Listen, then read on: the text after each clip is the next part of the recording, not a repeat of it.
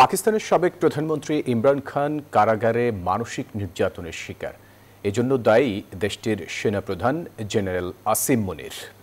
আর এমনটি অভিযোগ ইমরানের বোন উজমা খানের। তবে তার এই অভিযোগ নাকচ করে দিয়েছেন দেশটির স্বরাষ্ট্র প্রতিমন্ত্রী তালাল চৌধুরী। এদিকে ইসলামাবাদ হাইকোর্ট এবং আদিয়ালা কারাগারের বাইরে বিক্ষোভের ডাক দিয়েছে পিটিআই।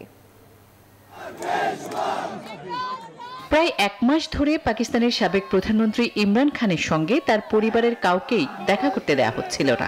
এতে গেল 2 সপ্তাহ ধরে ইমরান খানের স্বাস্থ্য নিয়ে উদ্বেগ ও জল্পনা তৈরি হয়েছিল, ছড়িয়েছিল তার মৃত্যুর গুজবও। এমন আবহে রাওয়ালপিন্ডির আদিয়ালা জেলে বন্দী থাকা ইমরান খানের সঙ্গে দেখা করতে দেয়া হয় তার বোন উজমাকে।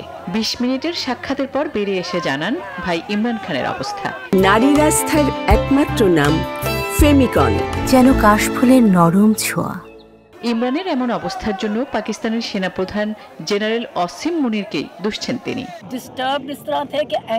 আল্লাহর কৃপায় ও সুস্থ আছে, কিন্তু তার উপরে চলা মানসিক অত্যাচার চলছে। সারাদিন সেলে বন্দী করে রাখা হয়, কারোর সঙ্গে কথা বলতে দেয়া হয় না।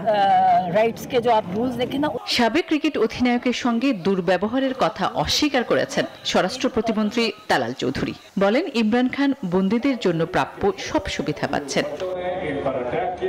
এদিকে ইমরান খানের সঙ্গে এখনো দলীয় নেতাদের কারো দেখা করতে দেয়া হচ্ছে না, এমন অভিযোগ করে ইসলামাবাদ হাইকোর্ট ও রাওয়ালপিন্ডির আদিয়ালা কারাগারের বাইরে বিক্ষোভের ঘোষণা দিয়েছে তার দল পিটিআই।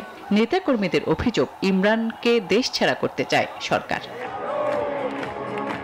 বিক্ষোভ দমনে আগে ভাগেই এসব এলাকায় 144 ধারা জারি রেখেছে শাহবাজ সরকার। 2023 সালের আগস্ট থেকে কারাগারে আছেন সাবেক প্রধানমন্ত্রী ইমরান খান।